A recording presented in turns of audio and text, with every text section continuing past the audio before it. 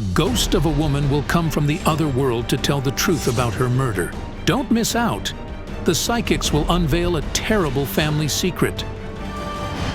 You are watching Psychic Investigations. There are only real and impressive stories of resonant criminal cases and unbelievable mystical phenomena investigated by people who call themselves clairvoyants and use their supernatural abilities here.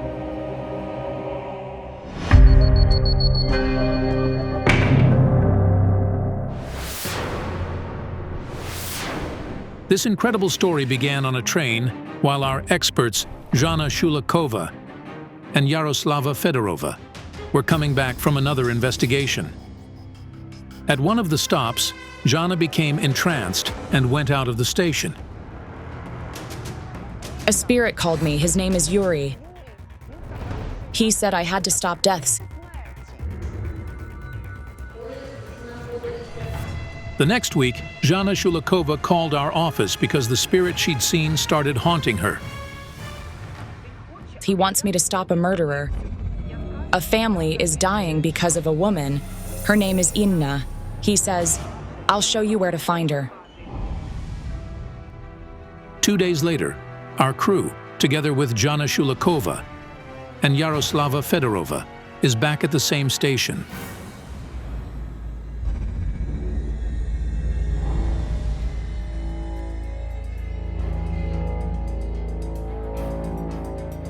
Yuri is here. He's showing me some buildings of a light color. And next to them, there is something like a river.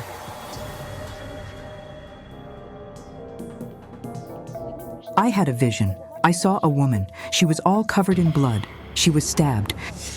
She only told me one phrase: "Find Eden."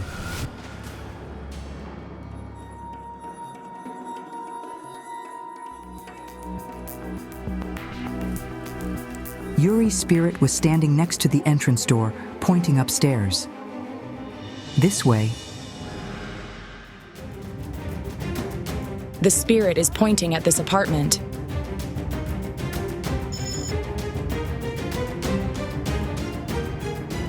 Hello. Hello. When I answered the door and saw Jana and Yaroslava, I was genuinely shocked. We are experts from Psychic Investigations. My name's Ina. Ina is 43. She has a daughter and a son. She owns a cafe. A man's spirit has brought us here. He's fair-haired and not tall. His name's Yuri. He was my husband's friend. He died. It turned out that 2 years ago, Yuri died of heart failure. The man from the other world was worried that Ina's family was in danger, and so he brought us to her home so we could help. The cards are showing me something fall on your husband's head. It happened recently. Yes? Inna says that, not so long ago, a piece of slate fell on her husband's head from the neighboring building while he was coming back from work. He had a craniocerebral injury. After that, Ina herself witnessed her 20-year-old daughter being hit by a car while they were crossing the road on the green light. The driver was drunk. She had a concussion and several fractures in her skull. Yuri's spirit says your son almost died recently. We had to save him. My husband caught him by the hand. While Ina's son was standing on the balcony of their apartment, something shoved his shoulder, and he almost fell from the 8th floor. At the last moment, her husband, who was also there, caught their son. And before that, you had a dream in which your son almost died, didn't you? Yes. The woman saw an otherworldly entity in her dream. According to my feelings, it doesn't want to take Ina's son alone, but her whole family. And it is showing her this, in her dreams, intentionally. A small and narrow river. And first, I saw my husband, son, and daughter on the same bank as me. And then they started crossing the river, but I saw I couldn't cross. In all such dreams, Ina always saw a terrible black figure around her family. The silhouette like a shadow. I beg you for help. I fear something irrevocable can happen. The clairvoyants go down to the van to take their ritual items. I had a very strange vision. A woman came into a dark little room and hid something small, emanating strong necrotic energy, in the wardrobe. And then, in the mirror next to her, another reflection appeared. It had no face. Let me work in the apartment. What if we find a charm in it?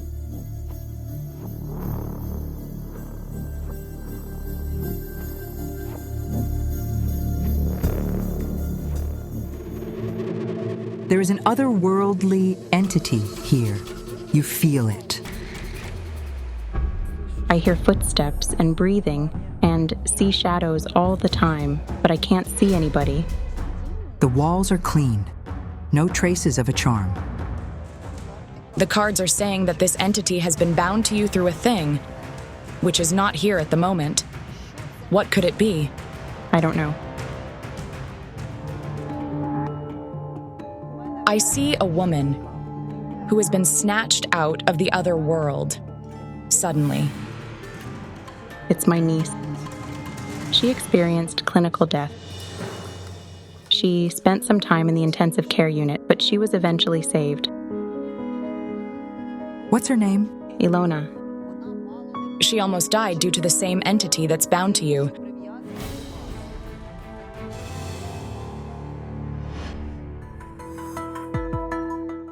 Hello. Hello?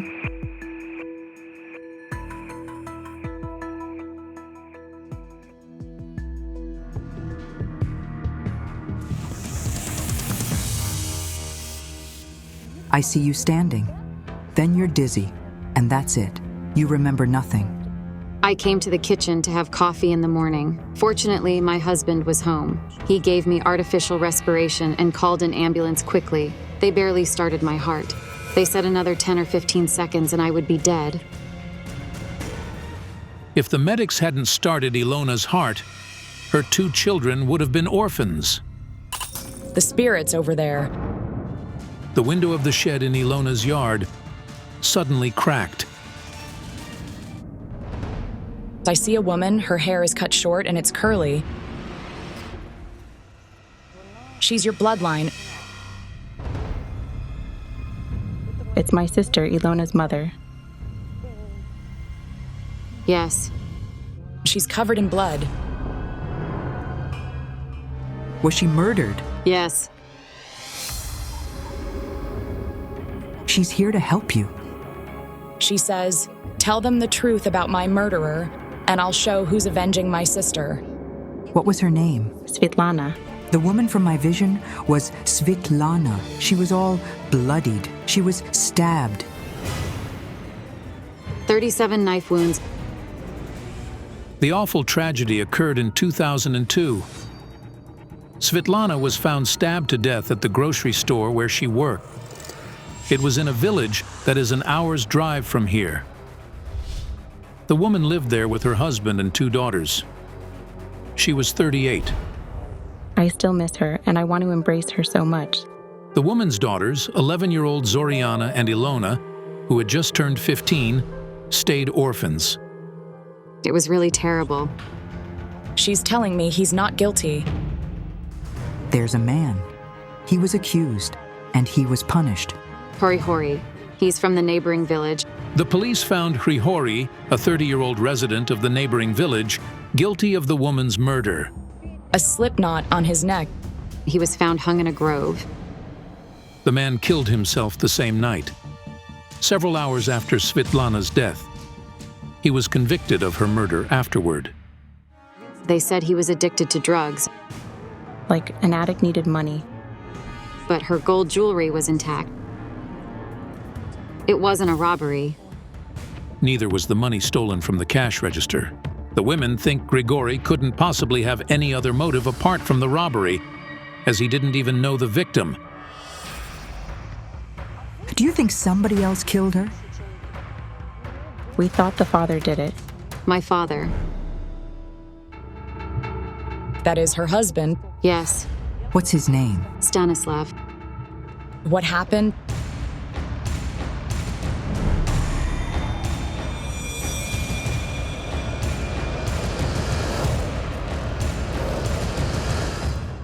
You were supposed to have a baby from your father.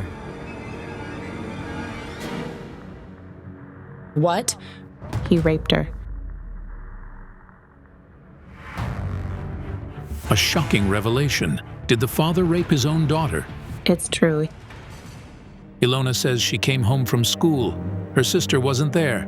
Her father approached her, and then her recollection is cloudy. It's very hard for me to recall it all, and He told her, "Why do you need somebody to be your first man? It would be better if I am the first. I'll do it delicately, and it won't hurt." it happened after Mom died. What a bastard you have to be to rape your own daughter who has just lost her mother and has nobody to protect her. And before that, did he harass you? Yes. Did you tell your mom? He said, "If you say something, I'll kill you." I was 15. What could I do? And what about the baby? An abortion. Did I have any other choice? They did it without anesthesia or anything. They simply scraped me from the inside, and that was it. Ilona says she ran out of tears when she was 15. The girl went through an awful humiliation, but she couldn't even tell anybody about it, neither her friends nor teachers, because she thought it was a great shame. I phoned Ina and said, "Please take me away from here. I can't stay in this place." We arrived here by car and took Ilona to the town.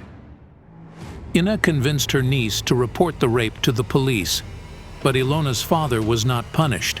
They closed his case due to a lack of evidence. Had they done it immediately and taken all the necessary samples, then it would have given results. But they simply told me it was too late. Besides, he hired a good lawyer.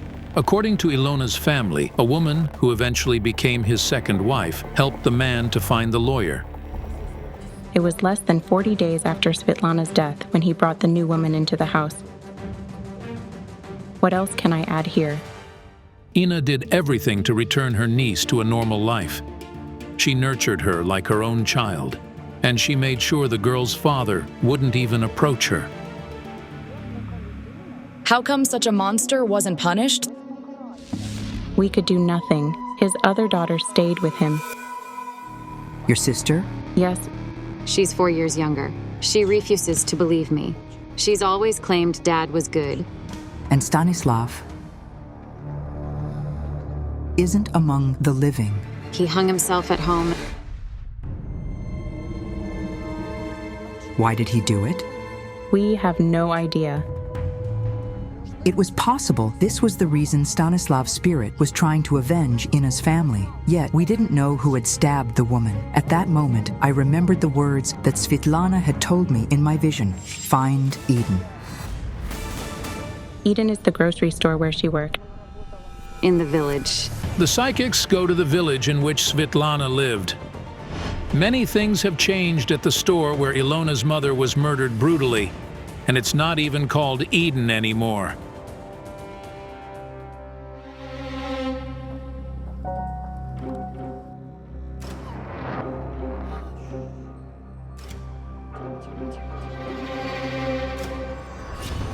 I saw Svetlana and blood on the floor at the counter. She was slashed horribly. Was she lying over there? Yes, she was all bloody. This is unbearable. He hits her in the head. Then he grabs a knife. The knife was somewhere here. He's in a haze and doesn't understand what he's doing. Did her husband kill her or not? That man wasn't her family. Does this mean the murderer wasn't Svetlana's husband? But who could do such a terrible thing to the woman, and for what? He came here to take the money from the register. But something scared him. He heard a voice that said, "Mom?" A child found Svetlana. It was a girl. My sister. Yes, Zoriana. Zoriana lives nearby with her husband and 2 children. When she heard from her aunt that the psychics are investigating her mother's murder, she immediately came. How old were you? 11. I called Mom, but nobody answered. And so, the girls and I went behind the counter and saw Mom there. Do you know if the murderer is alive? The man hung himself. He's thin and young. I see drops of blood on his jacket. And so it was Hihori all in all. He was on drugs. And when he got sober and realized what he had done, he killed himself. But you said it wasn't him. Do you mean the phrase that I heard? She says, he's not guilty. Your deceased sister meant her husband. Svetlana wanted her family to know the truth. It hurts her to see them suffer for so many years, thinking that her husband killed her. Stanislav only killed himself. He might have been an awful person, a son of a bitch, a rapist. He might have been a terrible father and a bad husband, but he wasn't a murderer. Your mother says, take care of each other, and I'll always be nearby. You are a family, and you must be together. Because of their father, they didn't talk at all. I always thought that that she slandered my father's name. All these years. But what I learned today... I think everything is going to be all right. Can you ask my sister how she's doing up there? She says she misses your communication. Not so long before it happened, we'd started speaking rarely. Can you ask her to forgive me?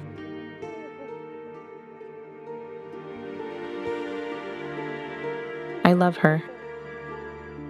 And I miss her. And then Svetlana's spirit showed me the entity that was bound to Ina, killing her relatives.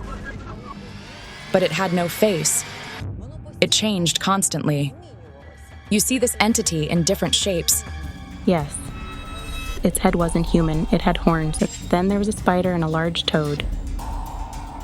I wasn't sleeping, I rubbed my eyes, but then it disappeared. It's definitely an otherworldly entity that's avenging on her, as only it can shift its shape. You can only bind such an entity to somebody. Through some magic. A woman did it. Tell me, have you ever been to see a fortune teller or somebody like that? No, never. And then I heard the voice of Svetlana's spirit again. Go where you began the search. She wants us to go to the station.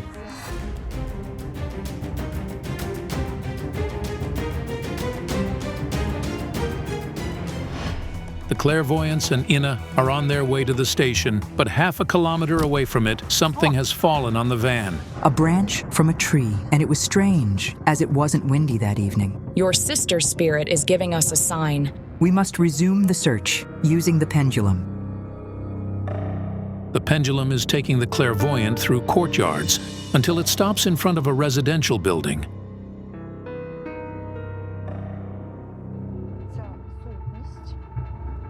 The entity was summoned in this building. I lived here with my first husband and his mother. Ina is married for the second time. She and her first husband were married for 13 years and had 2 children. After they divorced, Ina moved out, but her ex-mother-in-law still lives here.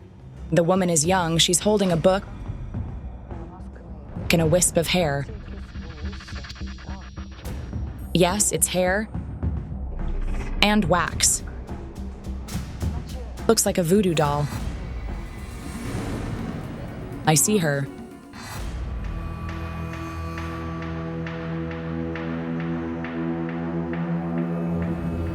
Have you ever made a wax doll? I had to bind the candles like this. Whose hair was it? My ex-husband's. Were you trying to put a love spell on him? Disappointment in love? Yes. He cheated on me all the time. I simply wanted to save our family. I used to have a book, and in it, I read that I had to make a wax doll with his hair. I had to say something, then wrap it in his shirt and hide it. It's a bad charm. It's black magic. Doing such things, you can accidentally summon an evil entity, and so it got bound to you. This is unbelievable. The psychics were searching for the woman who bound the killing entity to Ina, but it turned out she did it herself. I beg you, please help me. I was stupid and only wanted to keep my husband.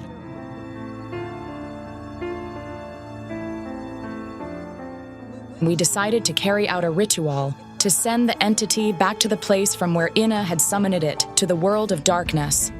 We need to go back to you place.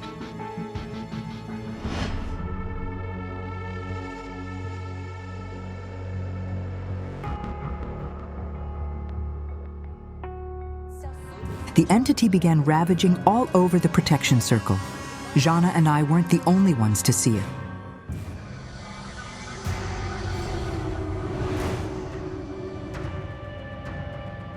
What is going on? A large speaker on the floor stares, swinging itself. That's all.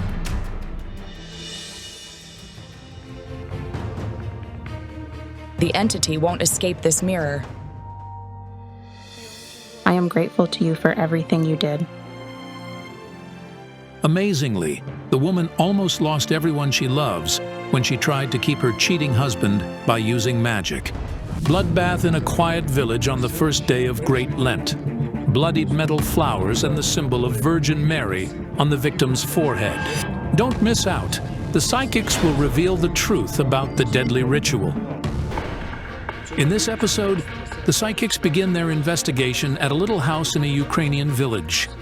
The owner of the house, Natalia Petruk, has been afraid to even enter its yard for some time now.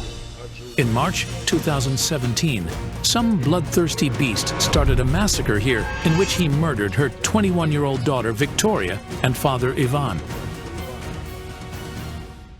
The entire floor was covered in blood, and it's still there. I can't make myself come and wash it. I simply can't.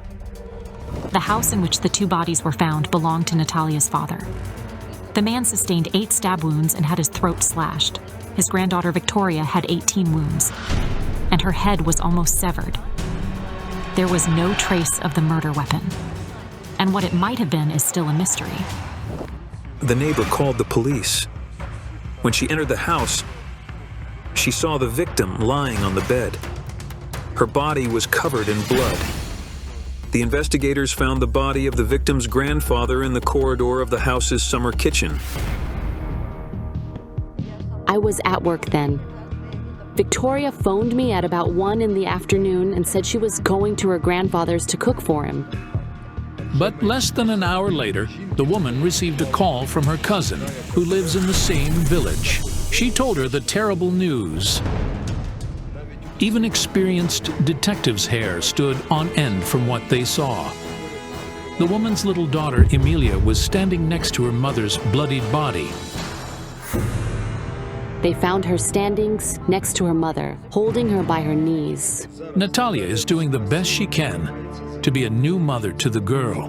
The woman keeps the videos of little Emilia that Victoria made, as this is the only way the girl can hear her mother's voice.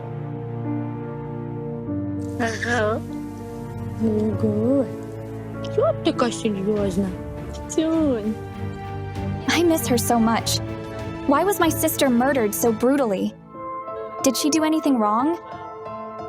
After Victoria graduated from a culinary school, she gave birth to Emilia. Even though her relationship with the girl's father got sour, the young mother didn't give up. She dreamed that after her maternity leave ended, she and her daughter would move to a city where she would be a chief at a restaurant. She was already searching for a place to work after the leave. Natalia lived in another village with her 2 daughters and granddaughter. But Victoria and Emilia would often come to visit their grandpa. The murder happened on the first day of the Great Lent. Most locals had come back home from the church by that time, but nobody saw or heard nothing. The murderer can be anywhere, but nobody knows who it was. The reason why the bloody double murder is still unknown. The investigators attempted several versions, but all of them failed. The psychics are Natalia's only hope to find the cold-blooded murderer who took the lives of her dearest people. Please, help me find who murdered my father and daughter. The local police also asked the psychics for help. We are interested in the psychic's help in the investigation of such a resonant murder. The strongest psychics of the project, Olena Kurilova and Yana Pasinkova, take up the case.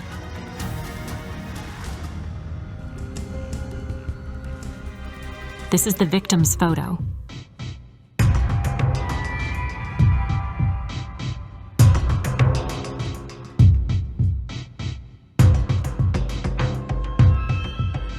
I see the murderer leave a mark on their victim, somewhere on her face. Blood traces looking like some kind of mark were found on the victim's forehead. It looks like the sign of Virgo on the horoscope. Victoria was born in late November, and she was a Sagittarius. But why did the murderer leave such a strange mark on her forehead? I see a strange vision. A dark room, and Victoria sits in front of a mirror in it. In the reflection, I see a man next to her, despite there's nobody around her. The man seems to be from another reality. Could she be using the mirror to summon a spirit? I don't know. I see a picture. A young woman stands holding flowers to her chest. Yellow. The flowers are yellow. There's blood on her body. Then the flowers become metal, and she falls dead.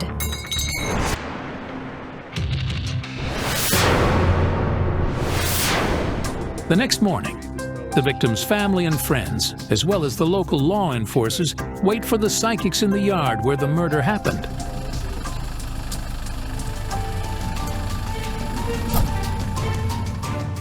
Thank you so much for coming.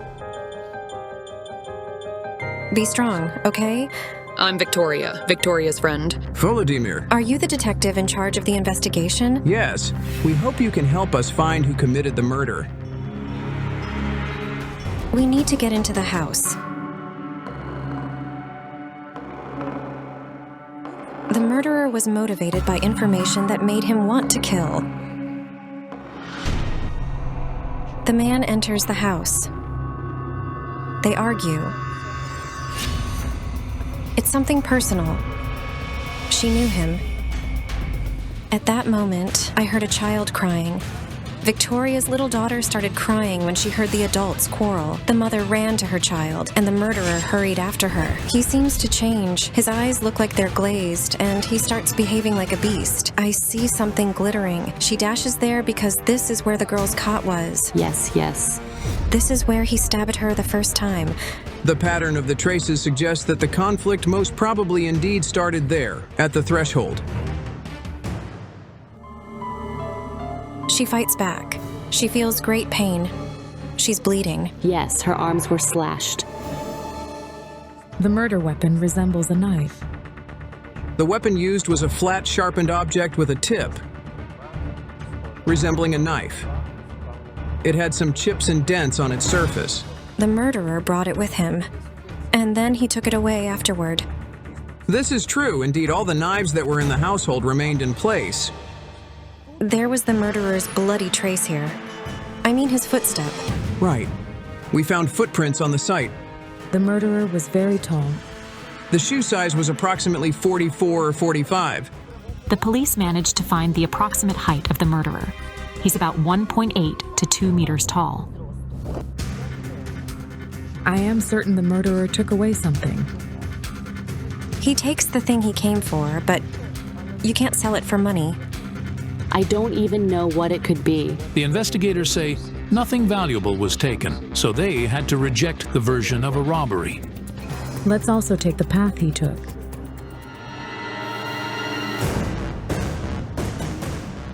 I feel the murderer left something in the house. It's something tiny. Fits in a hand, and it has a cross on it.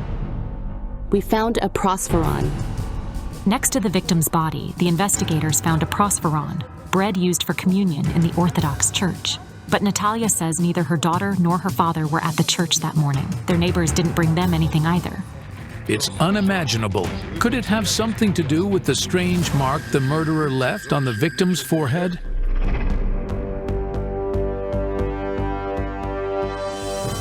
He walked. He went over there.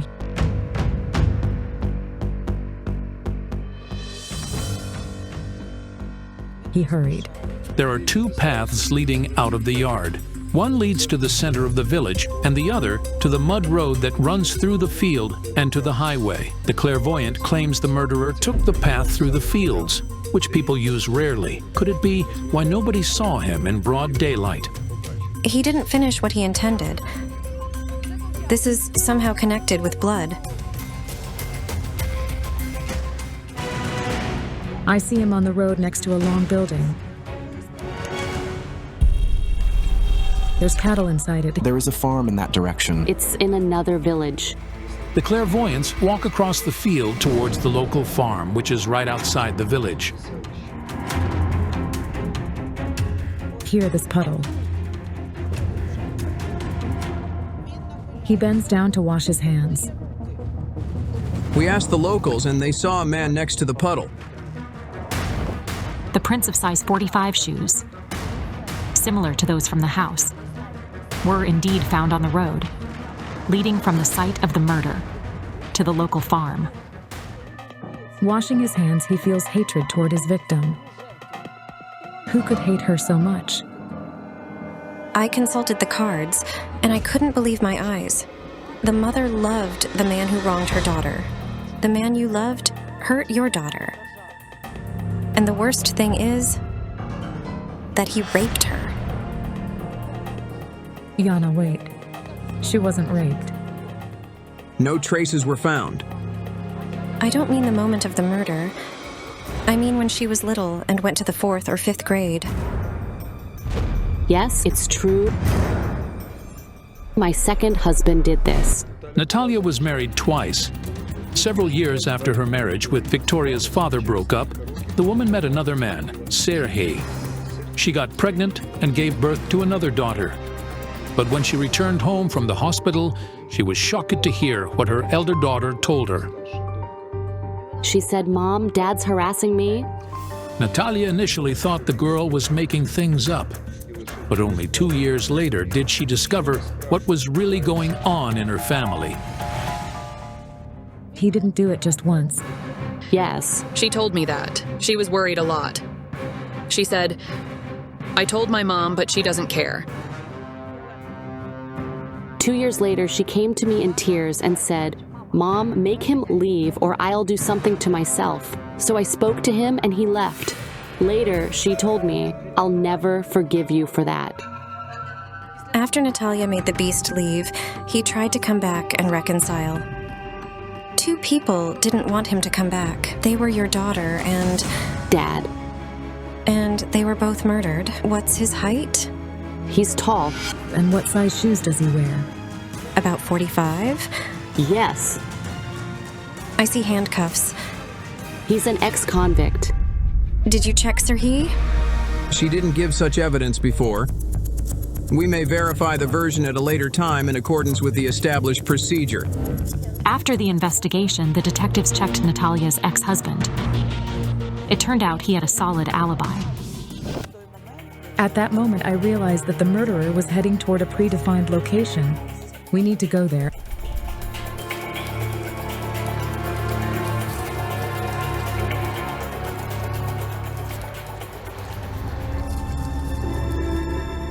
I feel this is where the murderer was heading.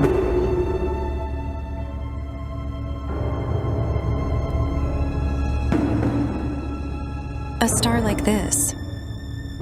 And a circle. It's a pentagram. Yes, we found a pentagram. Later on, our expert spoke to the policeman who was among those who found the mysterious metal object. Our search dog brought us here. Right here, we found the metal object, the so-called pentagram. Hold on. Was this a ritual murder? The star, the circle, and the flowers.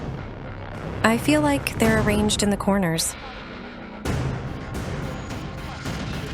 At the beginning of the investigation, Yana Pasinkova mentioned the flowers she'd seen in her vision.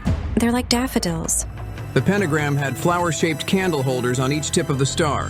The murderer made this, and he'd bought it over here, preparing for the murder. It's not an accident that he decorated the pentagram with daffodils. These flowers had a specific meaning for this particular ritual. You can often see daffodils in pictures of the Virgin Marie because they represent purity and virility. He wanted to clean his victim. It's an altar. Was there a cup there? Yes, there was one. The object had traces of wax on its surface. Also, a little plate was found there. It was obvious something had been burned on it. And it bore traces. They were barely visible reddish stains of something that looked like blood. This is what the murderer took out of the house. The thing you can't sell for money. It's Victoria's blood. The cards showed me tree upturned rods. It meant the plan that was interrupted. The ritual was supposed to be carried out at a cemetery a few days to a week before the actual murder. But something interrupted the murderer's plans, and he decided to conduct the ritual here. When I tuned in to the reason for the murder, the cards showed me jealousy and a broken relationship. A friend who cares for your daughter. He buys something for her and brings her different presents. Do you know who it could be? Andre. Yes, she knew a man with this name. Victoria started communicating with Andre after she broke up with Emilia's father. She told her friends she loved how the young man treated her daughter. Where is Andre now? Do you know where he lives or works? Yes. According to the police, Andre works in the neighboring town at a garage complex. The clairvoyants don't waste time and go there.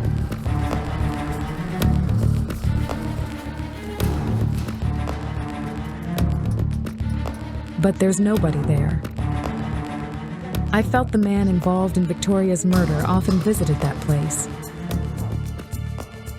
We needed to talk to Andre.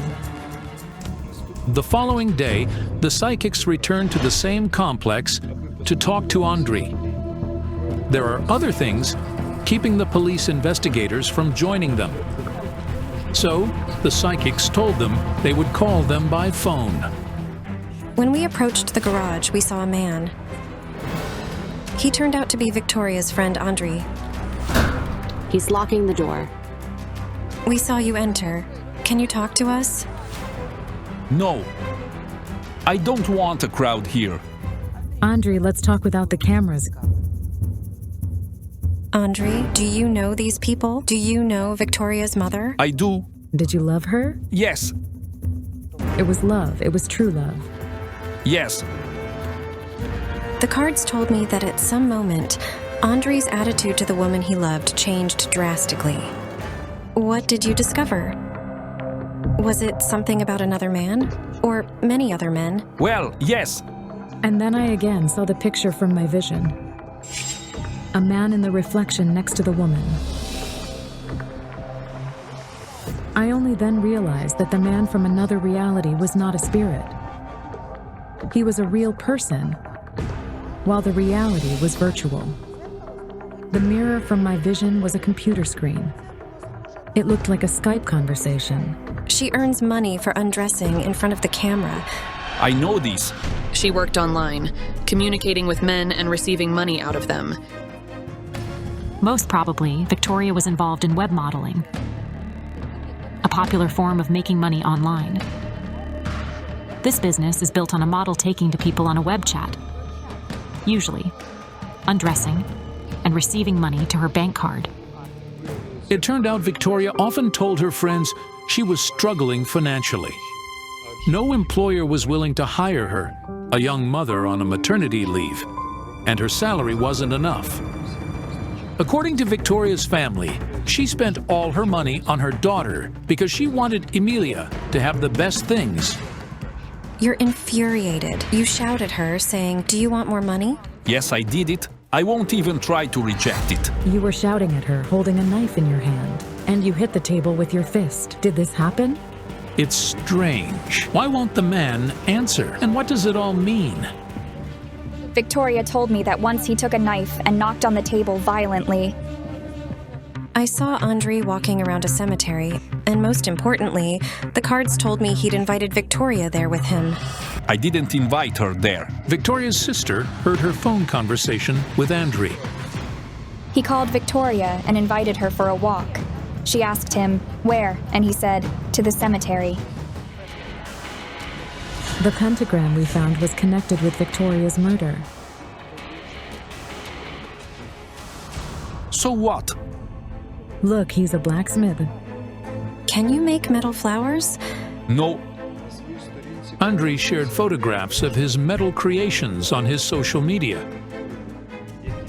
Among them was a daffodil-shaped candle holder, very similar to the one the police found on the pentagram.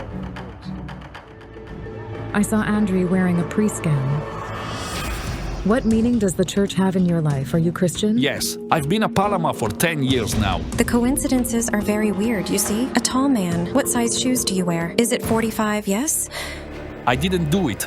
You visited her the same day. Why? Do you mean her village? I wasn't there. But after the investigation by the psychics, Katerina Malichenko found an interview of Andrei's grandmother in one of the local newspapers. In it, the woman claimed that on the day of the murder, her grandson was in the village. I own a house in that village. On the day murder happened, Andrei went there. It seems the psychics managed to make the man involuntarily confess of what he'd done. You won't find anything. If the police found nothing, you won't either. You are not that strong. Natalia, be brave. Thank you. I think the police will consider this information. The psychics provided all the information they could find to the detectives so that the murderer could be punished for what he did. A deadly standoff between two neighbors. Are the women really destroying each other's families through magic? Don't miss out. The psychics will face a force they never encountered before. Can they stop it? Two residents of Ukraine's capital have reached out to the psychics asking for help. One of them is Halina Marenchenko. 6 years ago, her 27-year-old son Victor passed away from kidney failure. The doctors didn't know what to do. Later, they diagnosed him with systemic lupus. It attacked his kidneys. For nearly 9 years, doctors couldn't determine Victor's diagnosis. Desperate to help their son, the parents even turned to sorceresses and healers. All of them said the same thing. Victor had been cursed and would die.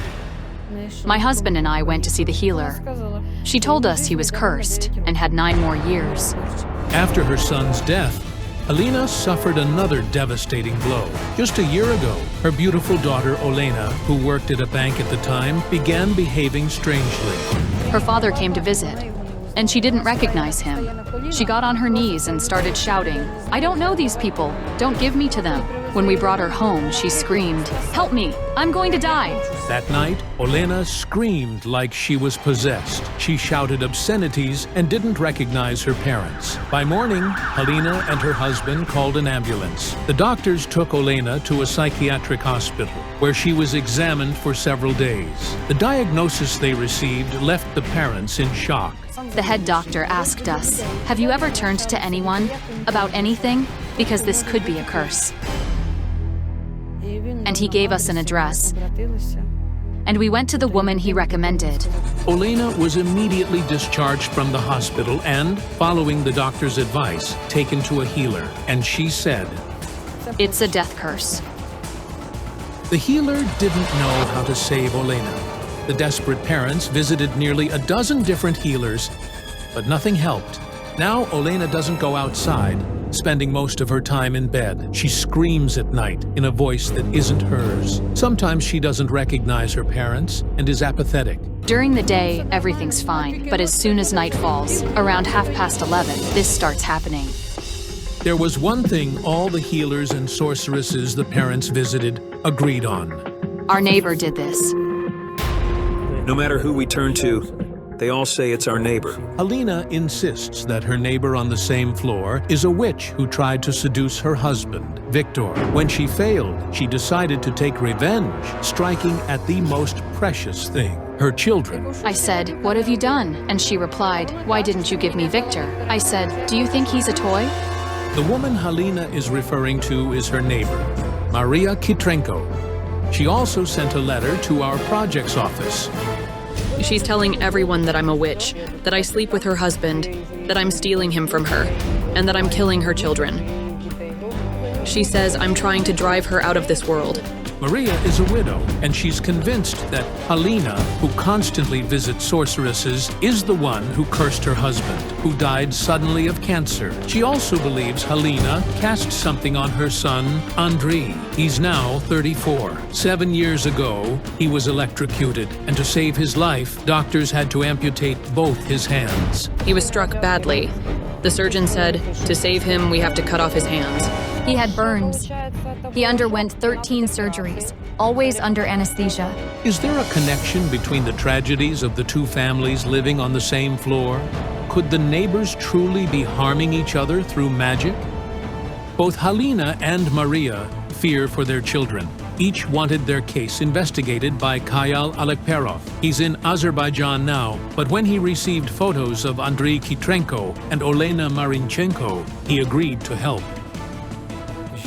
I see this girl standing in the middle of a field. She's smiling. The sun is shining brightly. Then the ground near her begins to tremble. But she doesn't notice. Behind her, a massive vortex begins to swirl, like a giant tornado. And she ends up in the very center of it.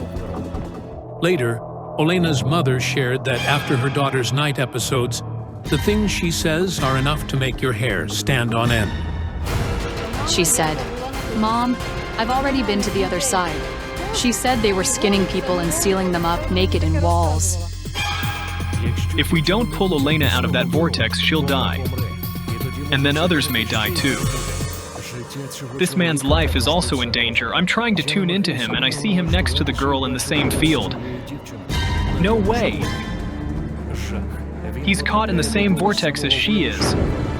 Recently, Andrei has started experiencing heart problems. He often suffers from arrhythmia, and he starts gasping for air at night.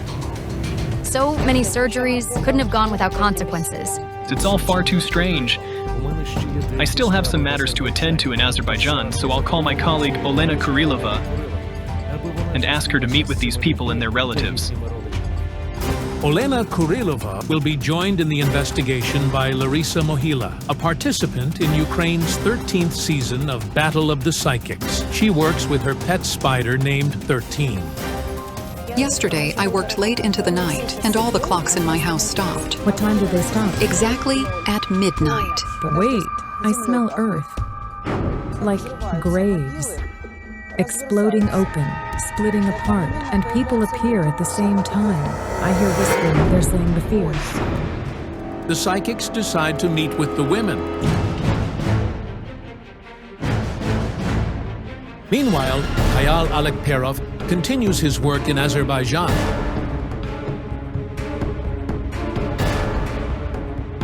I saw a strange entity. It was enormous, truly gigantic, and it looked very strange. Its hair was long and looked like rivers with water flowing through it. Fire burst from its mouth. In one hand it held sand, slipping through its fingers. In the other, the huge tornado-like vortex with people trapped inside. Among them were the children of these women, Olena and Andrei. They must be saved immediately, or the vortex will swallow them. Khayal Alekperov decides to fly to Ukraine without delay. The entity I saw is somehow connected to the natural elements, so I need to consult someone who understands them well. I know that Olena Stetsenko is good at it. Olena Stetsenko is a hereditary Molfar. She works with the elements of fire, wind, earth, and air. I need to light my specially enchanted herbs. And I'll try to read the situation.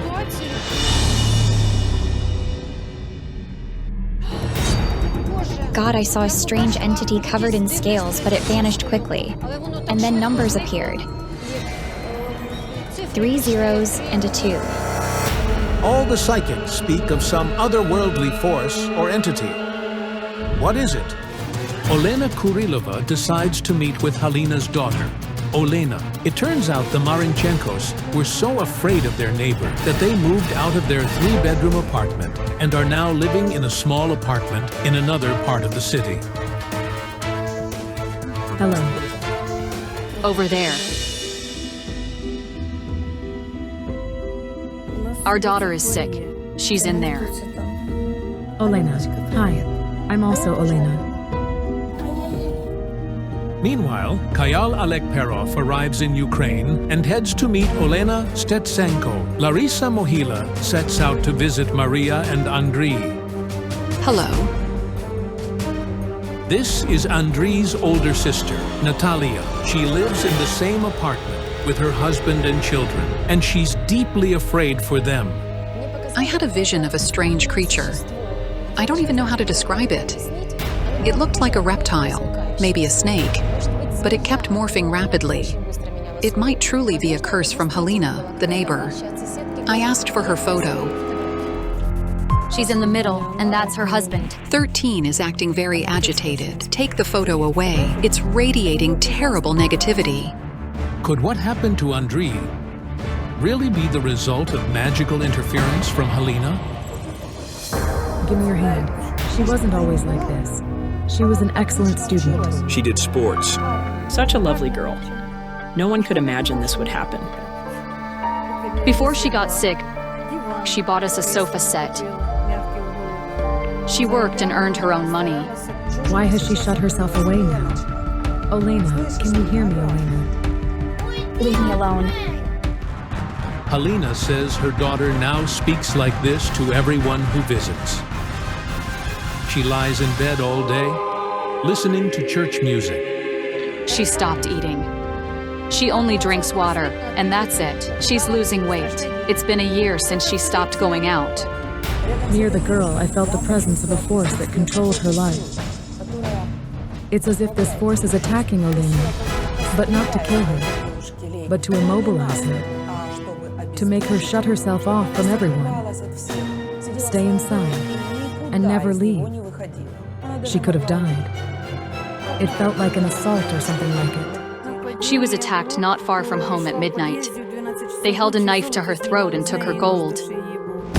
Olena was returning home from work when she was attacked at the entrance of her own building. The attackers held a knife to her throat and took her jewelry and money. They took everything. Thank God they didn't kill her. Poor Olena. How much has she endured? Meanwhile, Kayal Alekperov has arrived in Ukraine. Hello. Kayal, I had a vision. I saw 4 people. They were young, and they were in a room. They were celebrating something. And during this gathering, they summoned some otherworldly force. That force, I felt, began to pursue them. Olena, I just saw a snake biting its own tail. I understand now it's the same entity. It can take many forms. Who are those people? And how do the psychic's visions relate to what's happening in the Marinchenko and Kutrenko families?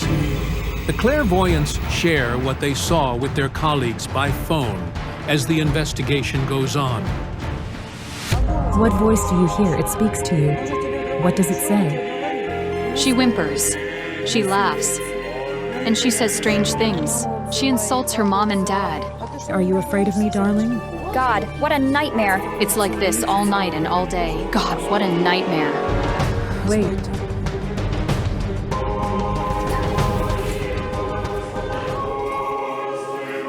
This is incense.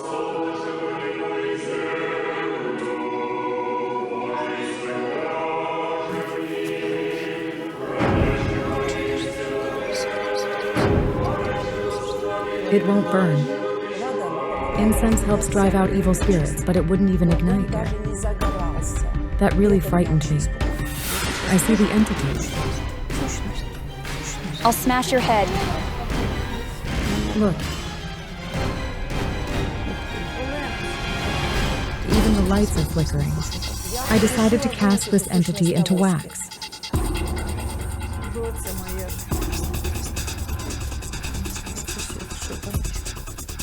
It's resisting, and it's doing it fiercely.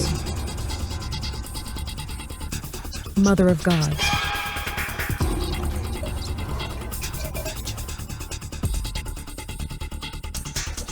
This entity. It's like a spider or a serpent. It's like, a possession. An unclean force. But what then caused the death of Victor, Helena's son? When I tuned into Victor, the force I saw, first appearing as a snake,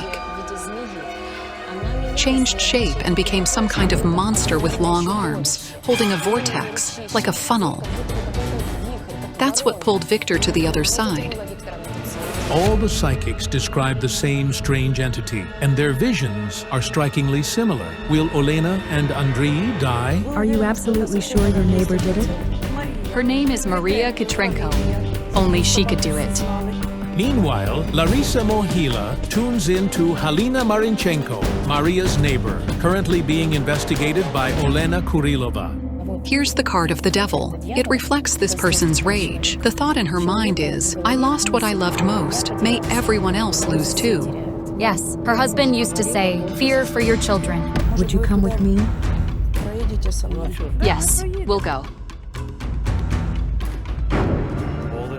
Olena, that giant entity, it seems to fulfill the wishes of those who summoned it. It appeared during a transitional moment, like when day turns into night. We need to perform a ritual to summon this force. I suggest we do the ritual in the park. Powerful magicians once lived there. They knew how to command the elements. Meanwhile, Olena Kurilova and Halina head to Maria's apartment, where Larisa Mohila is currently working. Who's there? Hello. Larisa, Olena is really dying. You stood on my doorstep telling me who I am. I came to you after my son's funeral and said, what have you done? Hear what the psychics tell you? I'm innocent. Why can't you admit you're a witch? Up, both of you. That's not where I see the problem. Quiet. Olena, come with me. They didn't do anything magical to each other. The root of all this conflict and blame is a love triangle that formed between them.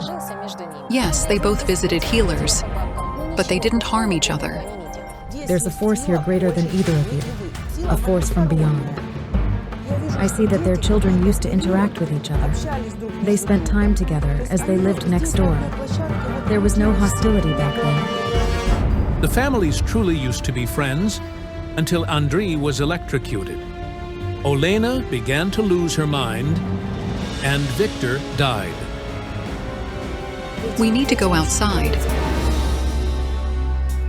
Kayal Alekperov and Olena Stetsenko arrive at the power site and begin the ritual.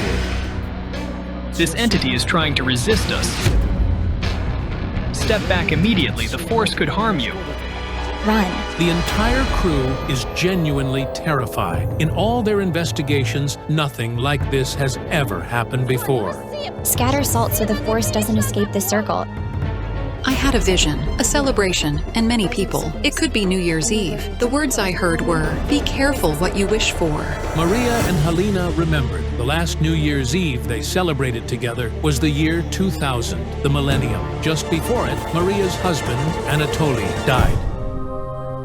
Anatoly's death isn't connected to what later happened to his son Andrei or the neighbor's children. The Book of Fate says his life energy had run its course.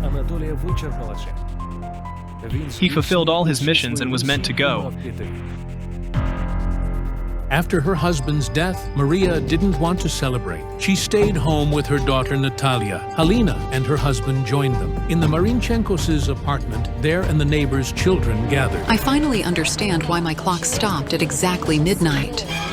That was the moment something happened that changed the fates of Victor, Olena, and Andrei in an instant. And the most terrifying part is that it was their wishes that I heard at the beginning of this investigation. At midnight, when people made New Year's wishes, their thoughts were reckless. What was that? The entity seems calm, but it's a trick. It's waiting. The tree is completely burned. My God. Bring water immediately. Olena, are you okay? Where am I? Who's here? It's me, Kayal. It seems the Molfar is regaining consciousness. Can the psychics understand what kind of entity they're facing? It's no coincidence that the year 2000 is called the Millennium. It marked the beginning of a new era, a kind of energetic shift for humanity, a special time. I now understand the meaning of the snake biting its own tail. It symbolizes the wheel of karma, incarnation, and the cyclical nature of time. And in the year 2000, the cycles were changing. The age of Pisces was giving way to the age of Aquarius. Wait, Kayal. That's why at the very start of the investigation, I saw 3 zeros and a 2.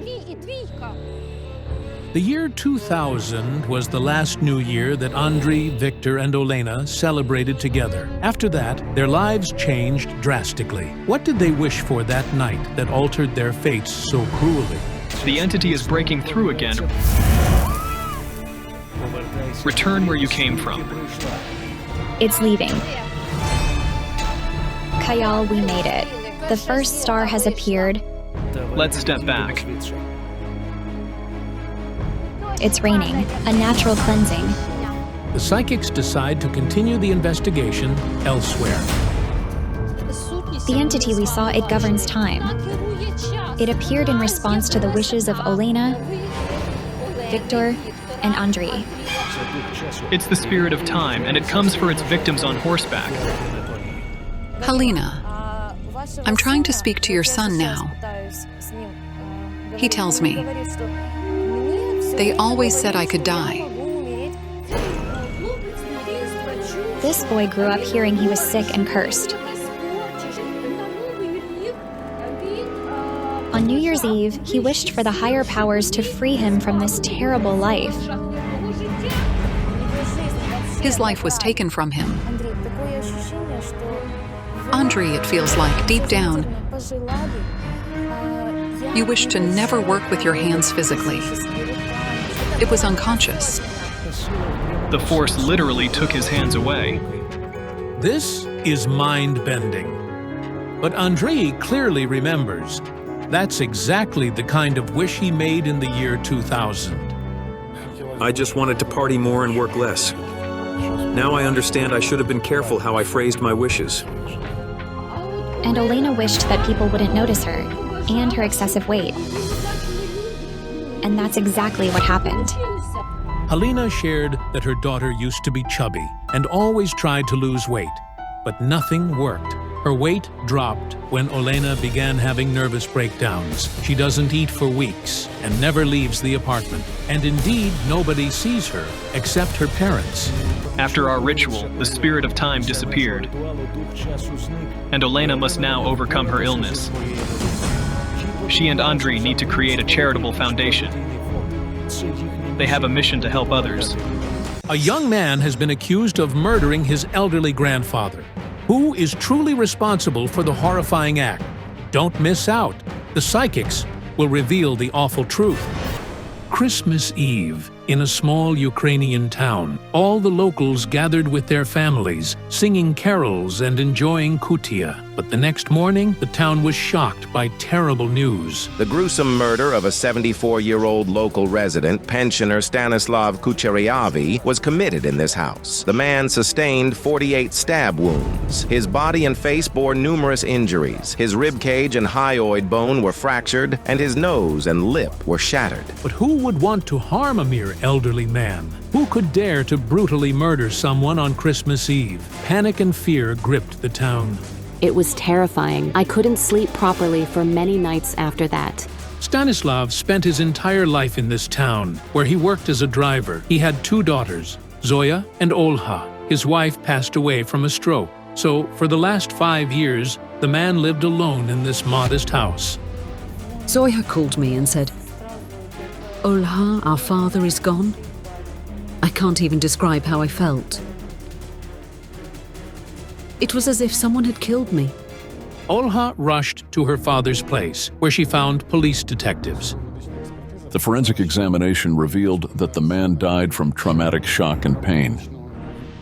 What Olha saw when she mustered the courage to enter the house is something she still can't bear to recall without tears. There was blood all over the walls and ceiling. After the tragedy, Olha suffered a nervous breakdown. She barely speaks now. The news of this cruel murder spread quickly through the town. No one could understand who and why would harm the old man.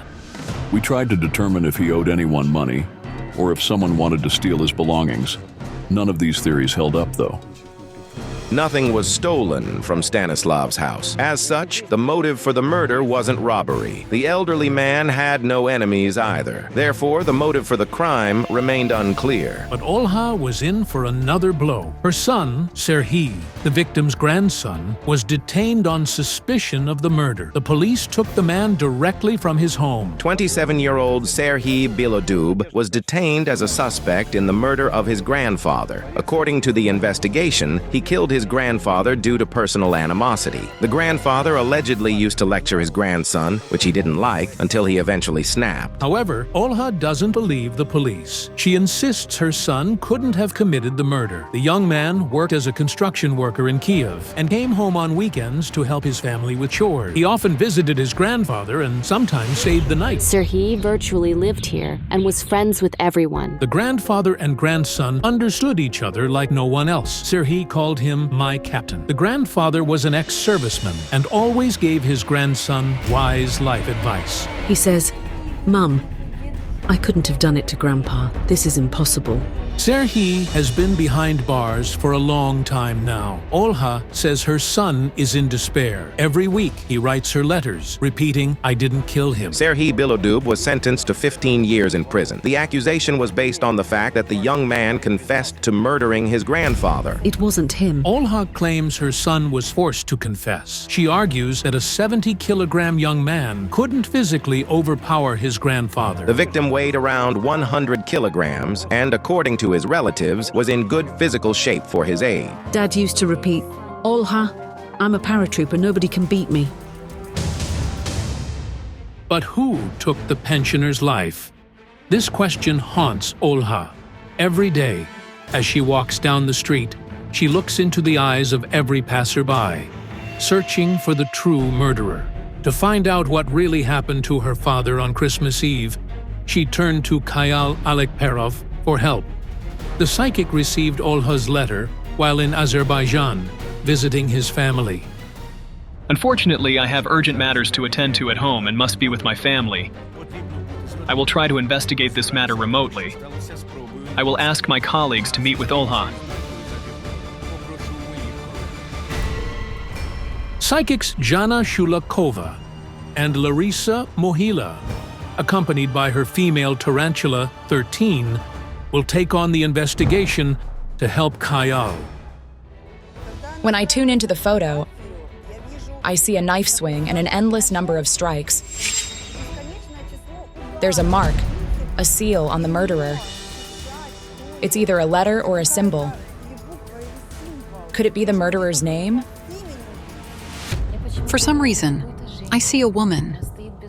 She stands silently, with her hands covered in blood. And before her lies the body of a dead man.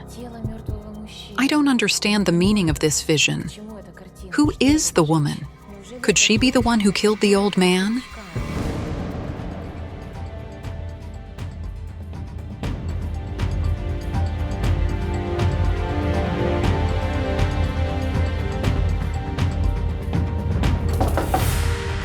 Hello.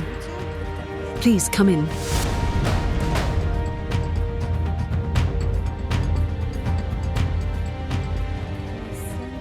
My son is accused of murdering his own grandfather. Is this your brother? Yes, my elder brother.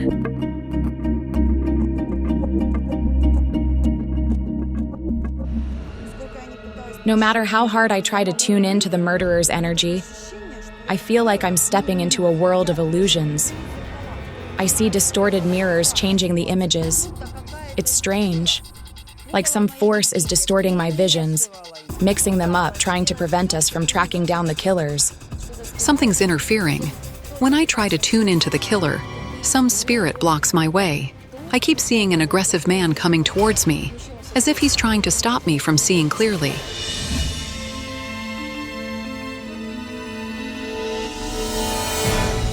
There's a strange entity near Jana and Larissa. It's like a knight in iron armor. He holds a massive sword covered in blood. He's here to kill. Oh God, he might harm my colleagues. Who murdered Grandpa? Can you answer it, please? I feel the energy of a woman all the time. I don't know. I see the murderer with a... Oh Lord, what happened? Jana, over here. What? The vase, it was here, right on this spot. And my photo was here. This is something mystical. There wasn't anybody in the kitchen, but it looks like someone smashed the vase. The vase with Olha's photo specifically broke. This knight in armor is trying to break into the real world.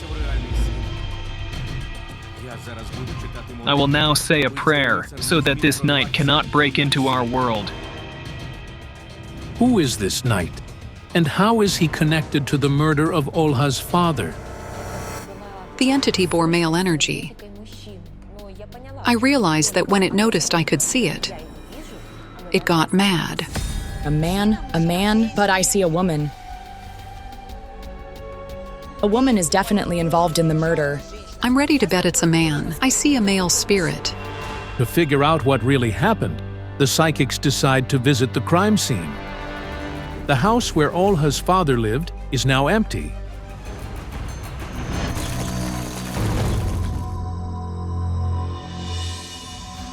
The relatives only come by to clean up, while the locals avoid the place altogether. I think we should enter. Thank you.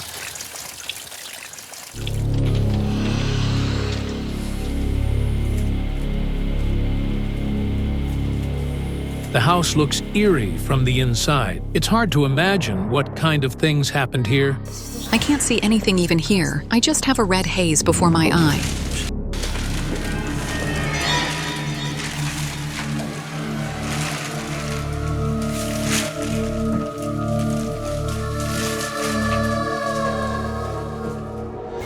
It's hard to describe it. When we arrived, the entire house was drenched in blood. It feels like my colleagues stepped into a beast's lair. You know, the interesting thing is, before all this happened, it was a peaceful home. Absolutely. Grandpa was always cheerful. Serhi often came here. Because he felt comfortable here. Interestingly, I can almost see people peering through the windows. They're young. They're of Serhi's age, his friends, his company. It turns out that when Serhi visited his grandfather, his friends often came too. Could one of them have murdered the elderly man? Could you please give me more details? Just a moment. They're looking to see if anyone's home, and maybe they want to take something from this house, steal something. But nothing was taken from the house. Is it possible that the young men got scared and ran away after the murder? Your grandfather was open-hearted. Here, have some potatoes, some money, something for you, pal. Serhi's friends who visited the victim became too impudent. Stanislav was kind, feeding the fellows and even giving them money. He was such a generous soul. And I saw a vision of them coming to his house again simply to take more money or eat. They didn't kill him because they're just, they came and left. We learned from the neighbors that a lot of people constantly came to the victim's house. So, the police questioned everyone who had access to Stanislav's home. None of them were in the house or nearby that night. It's strange, you know. I don't sense a murder at all. I can't make out the murderer's image. I still sense a male phantom. Male hands. No matter what you say, but I saw a female phantom. She carries a burden of guilt. 13 is showing me some movements, pulling me outside.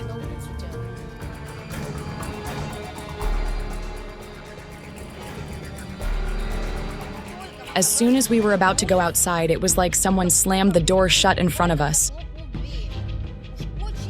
Someone didn't want us to continue the investigation. It felt like someone was trying to trap us. It was that same entity that raged in the apartment and smashed the vase.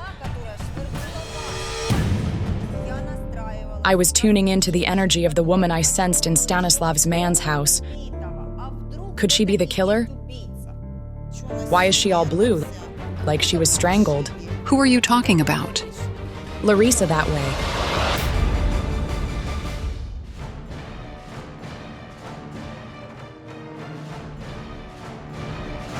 There she is, look. She's sitting under the willow crying. She's holding her neck, trying to say something but can't. Whose yard is it? A young woman was killed here. She was strangled. Her name was Nastya. She was found strangled with tights. The young woman dated a gypsy man. He killed her out of jealousy. He strangled his fiancée with tights. Why is she crying?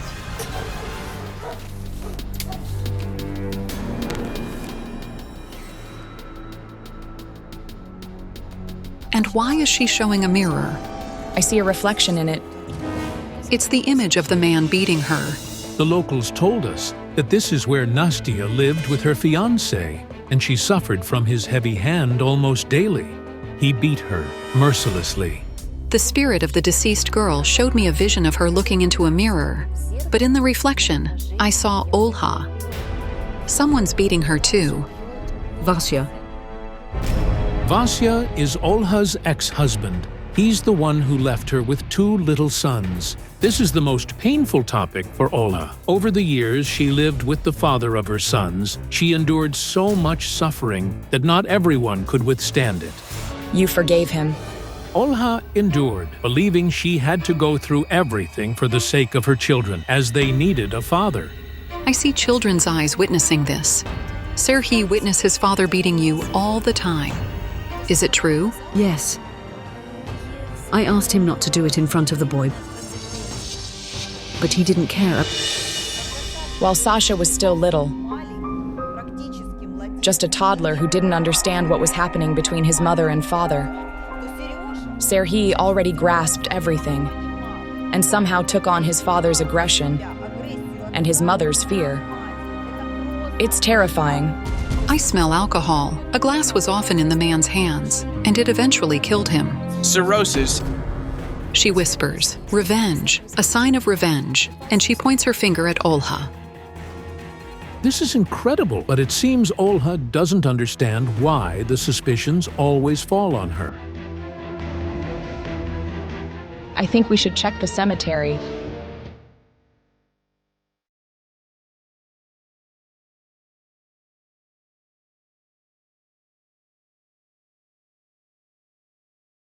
When we arrived at the cemetery, 13 went crazy. She jumped off my hand and refused to come back. If only I had understood then what she meant and what she felt, I would have never gone there.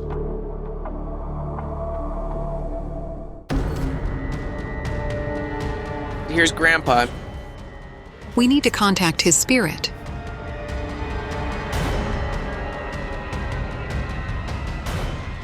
His spirit is not at peace. This only happens in a few cases. Either the murderer is not found, or the spirit has an unfinished mission in this world. But what does all this mean? Is the man's murderer still walking the streets of the town? And is Serhiy, this woman's son, serving an unjust sentence? But who is the beast who ruined 2 lives at once?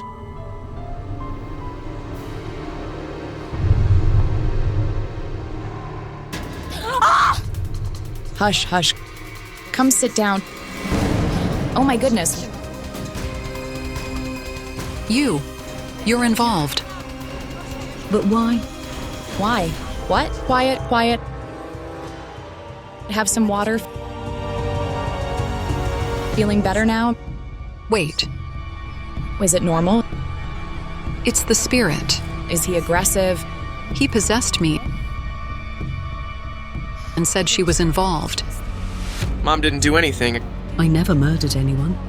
It seems neither Sasha nor Olha herself understands what the clairvoyant is talking about. Could the daughter be involved in her father's death? I tried to contact Stanislav's spirit so he could finally tell us what happened. But he only wept and said, Olha didn't kill me. No, my mother is not the murderer. It seems Grandpa is angry and accusing her of something else, but not the murder. The entity that tried to chase us out of the apartment when the vase broke, the one that possessed me, appeared as a man. And I realized it was Olha's deceased husband, and for some reason, he was in a knight's armor, with a bloody sword in his hand. He's showing me visions of someone doing something and not being properly punished for it. And you seem to approve of it. He's showing me some grass, a bunch of it in his hand, and says you knew about it. You knew, but did nothing. Could that grass be hemp? The grandfather's spirit came to me. He wants to talk, and he says that Serhi used some kind of drug, and his mind was often clouded. But what's most terrifying, Olha did nothing to stop her son from using it. You did nothing to stop him from smoking. This is horrible. The boy got into trouble because of his stupidity, and his grandpa had an argument. The old man reproached him about the weed, explaining how bad it was. He was teaching Serhi. It turns out Serhi and his grandfather did argue about marijuana and alcohol. So, could one of their conflicts have led to the fatal outcome? And did Serhi really kill his grandfather? If they had kept an eye on him in time, there would have been no weed or arguments with the grandfather.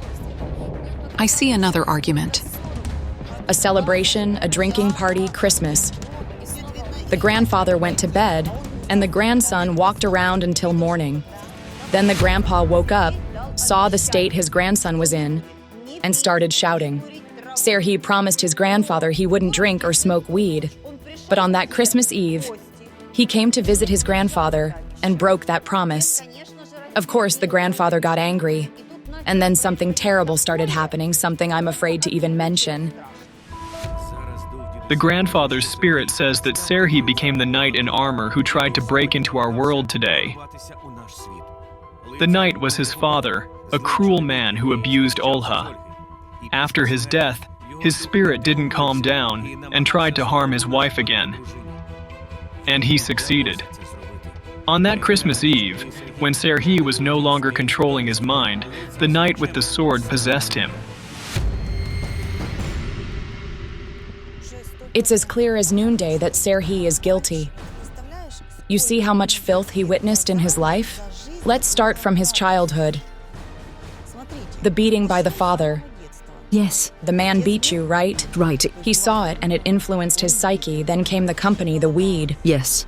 Alcohol, quarrels, fights. I always told them to go away. Always. I saw a vision. It was the murderer's hand with some kind of mark. A letter C. It was the hand of Serhi, Olha's son. He had a similar tattoo. Sergei tattooed the first letter of his grandfather's nickname, Captain.